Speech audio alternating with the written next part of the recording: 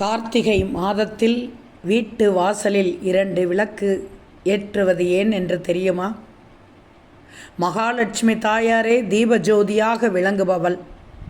வீடுகளை அழகாகவும் சுத்தமாகவும் வைத்துக்கொண்டு மாலை நேரத்தில் வீட்டு வாசலில் தீபம் ஏற்றி வணங்கினால் அந்த வீட்டில் மகாலட்சுமி விஜயம் செய்வாள்.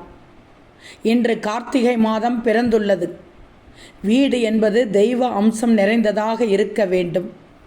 வீட்டினை சுத்தமாக வைத்திருந்து விளக்கேற்றி வழிபட்டால் நம் வீட்டில் தெய்வ சக்தி அதிகரிக்கும், லட்சுமி கடாட்சம் பெருகும். தினமும் வீட்டில் விளக்கேற்ற அந்த மகாலட்சுமியே நம் வீட்டிற்குள் எழுந்தருள்வாள் என்பது ஐதீகம். தீபத் திருநாளில் மட்டுமல்ல, தினசரியும் அகல் விளக்கேற்றி வழிபாடு செய்ய வேண்டும்.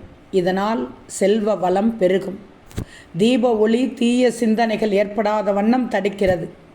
இதன் அடிப்பாகத்தில் பிரம்மாவும் தண்டுப்பாகத்தில் மகாவிஷ்ணுவும் நெய் அல்லது எண்ணெய் நிறையும் இடத்தில் சிவபெருமானும் வாசம் செய்வதாக ஐதீகம். தீபத்தில் முப்பெரும் தேவியரான மகாலட்சுமி, சரஸ்வதி தேவி, பார்வதி தேவி உறைந்துள்ளனர். எனவே தீபம் ஏற்றி இறை வழிபாடு செய்வதன் மூலம் முப்பெரும் தேவியரின் திருவருளையும் ஒருங்கே பெறலாம். இன்று கார்த்திகை மாதம் முதல் நாள் முதல் மாலை வேளைகளில் 6 மணிக்கு வீட்டின் முன் முகப்பில் 2 அகல் விளக்குகளை ஏற்றி வைக்க வேண்டும். இப்படி செய்வதால் புண்ணியம் உண்டாகும், முன்வினை பாவம் விலகும்.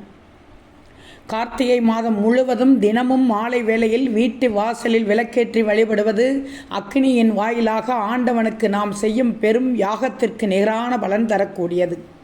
தினமும் விளக்கேற்ற முடியாதவர்கள் துவாதசி, சதுர்த்தசி, பௌர்ணமி ஆகிய 3 தினங்களில் மட்டுமாவது கண்டிப்பாக வீட்டின் வெளியிலும் தீபம் ஏற்றி வழிபட வேண்டும். வெள்ளி, தங்கம், பஞ்சலோகம் என எதில் விளக்கு இருந்தாலும் மண் அகல் விளக்கில் தீபம் ஏற்றினால்தான் விளக்கின் மகிமையே தனி. அகல் விளக்கில் தீபம் ஏற்றினால் வீட்டில் உள்ள பீடைகள் அகலும், வீட்டில் லட்சுமி கடாட்சம் நிறையும். இன்று முதல் 2 விளக்கு வீட்டில் ஏற்றுங்கள். மிக மிக நல்லது.